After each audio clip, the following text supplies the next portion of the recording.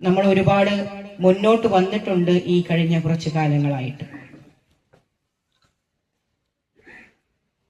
March 8 എന്ന് പറയുമ്പോൾ ഇങ്ങനെയുള്ള ഓരോ സമരങ്ങളുടെയും ചരിത്രം ഓർക്കുന്ന ദിവസമാണ്. കാരണം സ്ത്രീകളെ മനുഷ്യരായി കാണാനും സ്ത്രീകൾക്ക് വോട്ടവകാശത്തിനും സ്ത്രീകളുടെ അധ്വാനത്തിന് പ്രതിഫലത്തിനും സ്ത്രീകളുടെ അധ്വാനത്തിന് കൃത്യമായ സമയത്തിനുമൊക്കെ വേണ്ടി സമരം ചെയ്തിട്ടുള്ള ആ സമരത്തിന്റെ തുടർച്ചയാണ്, ആ സമരങ്ങളുടെ ഓർമ്മ ദിനമാണ് മാർച്ച് 8 അന്താരാഷ്ട്ര വനിതാ ദിനമായിട്ട് നമ്മൾ പ്രഖ്യാപിച്ചത്. UN പ്രഖ്യാപിക്കുന്നതിന് മുൻപ് കമ്മ്യൂണിസ്റ്റ് ഇന്റർനാഷണൽ ആണ്, രണ്ടാം കമ്മ്യൂണിസ്റ്റ് ഇന്റർനാഷണൽ ആണ് മാർച്ച് 8 വനിതാ ദിനമായിട്ട് ആചരിക്കാൻ തീരുമാനിച്ചത്. പിന്നീട് 1975 അത് UN അംഗീകരിക്കുന്നത്.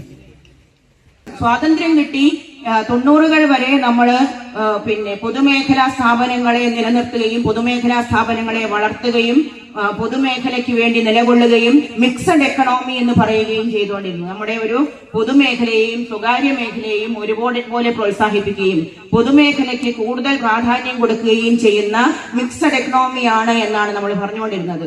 90-കളായപ്പോഴേക്കും നരസിംഹറാവുവിന്റെയും മൻമോഹൻ സിംഗിന്റെയും നേതൃത്വത്തിലുള്ള ഗവൺമെന്റുകൾ മുതൽ പിന്നെ എന്താ ഉണ്ടായത്? പണമില്ല, ക്ഷേമ പ്രവർത്തനങ്ങൾക്ക് പണമില്ല, പൊതുമേഖലയെ പുഷ്ടിപ്പെടുത്താൻ പണമില്ല. അങ്ങനെ ഓരോന്നായി പ്രൈവറ്റൈസ് ചെയ്യുന്നു. ഓരോ മേഖലയും സ്വകാര്യ മേഖലയ്ക്ക് നൽകുന്നു. ഓരോ സേവന മേഖലയിൽ നിന്നും ഗവൺമെന്റ് പിൻവാങ്ങുന്നു. വിദ്യാഭ്യാസ മേഖല പ്രൈവറ്റ് ആയിക്കോട്ടെ, കാർഷിക മേഖല പ്രൈവറ്റ് കമ്പനികൾ നിയന്ത്രിച്ചോട്ടെ, വൈദ്യുതി മേഖല പ്രൈവറ്റ് കമ്പനികൾ നിയന്ത്രിച്ചോട്ടെ എന്ന അവസ്ഥയിലേക്ക് വരെ ഇന്ന് എത്തി നിൽക്കുന്നു. വളരെ കൃത്യമായി ആ ഗവൺമെന്റ് ഏറ്റെടുത്തിരുന്ന ഈ പറയുന്ന ക്ഷേമ രാഷ്ട്ര സങ്കല്പം സേവന മേഖലയിൽ നിന്നെല്ലാം പൂർണ്ണമായും പിൻവാങ്ങി കുത്തകകളുടെ കൈകളിലേക്ക് കൊടുക്കുന്നു. അതിന്റെ ഭാഗമായി ഇന്ത്യ ഇന്ന് ഭരിക്കുന്നത് ഏതാനും ചില കുത്തക മുതലാളിമാരായി മാറി. ഇന്ത്യയുടെ നയങ്ങൾ ഇന്ന് തീരുമാനിക്കുന്നത് അംബാനിക്കും അദാനിക്കും വേണ്ടിയായി മാറി. നോട്ട് നിരോധനം ആർക്കു വേണ്ടിയായിരുന്നു? അത് ഇത്രയും കാലം നടപ്പിലാക്കിയ ഈ പറയുന്ന സ്വകാര്യവൽക്കരണം കൊണ്ടൊന്നും പോരാത്തത് കൊണ്ട് ഇനി എവിടെ കൈവയ്ക്കാം? ഇന്ത്യയിലെ പ്രധാനപ്പെട്ട കമ്പനികളെല്ലാം കൈമാറി, വിമാനത്താവളങ്ങൾ കൈമാറിക്കൊണ്ടിരിക്കുന്നു, ഭൂമിക്കടിയിലുള്ള ധാതു നിക്ഷേപങ്ങൾ കൈമാറി ഏതാണ്ട് ഒരുവിധമായി. ഇനി എങ്ങോട്ട് കൈവയ്ക്കാം? അപ്പോഴാണ് ഇനി കൈവയ്ക്കാനുള്ളത് നമ്മുടെ ട്രാൻസാക്ഷൻ മേഖലയാണ്. സാധാരണക്കാരായ മനുഷ്യരുടെ ട്രാൻസാക്ഷനിൽ കൂടെ പോലും ഈ പറയുന്ന കമ്പനികൾക്ക് ലാഭമുണ്ടാക്കാൻ ആവശ്യമായ വിധത്തിലേക്ക് ഇതിനെ മാറ്റിയെടുക്കുക എന്നുള്ള അജണ്ടയാണ് നോട്ട് നിരോധനത്തിലൂടെ നടപ്പിലാക്കിയത്.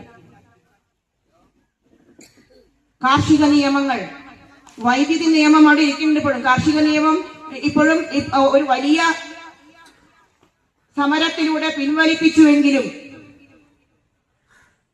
നയങ്ങൾ മാറ്റിയിട്ടില്ല. അപ്പൊ ഈ പറയുന്ന മനുഷ്യാവകാശങ്ങൾ ആരാണ് സംരക്ഷിക്കുന്നത്? മനുഷ്യാവകാശങ്ങൾ സംരക്ഷിക്കപ്പെടുന്നത് മനുഷ്യാവകാശത്തിന് വേണ്ടി നിലകൊള്ളുന്നവർക്ക് ശക്തി ഉണ്ടാവുമ്പോൾ മാത്രമാണ്. അങ്ങനെ മനുഷ്യാവകാശങ്ങൾക്ക് വേണ്ടി നിലകൊള്ളുന്ന ശക്തി എവിടെയൊക്കെ ദുർബലപ്പെടുന്നുവോ അപ്പോഴൊക്കെ നമ്മൾ അടിച്ചമർത്തപ്പെടുന്നു.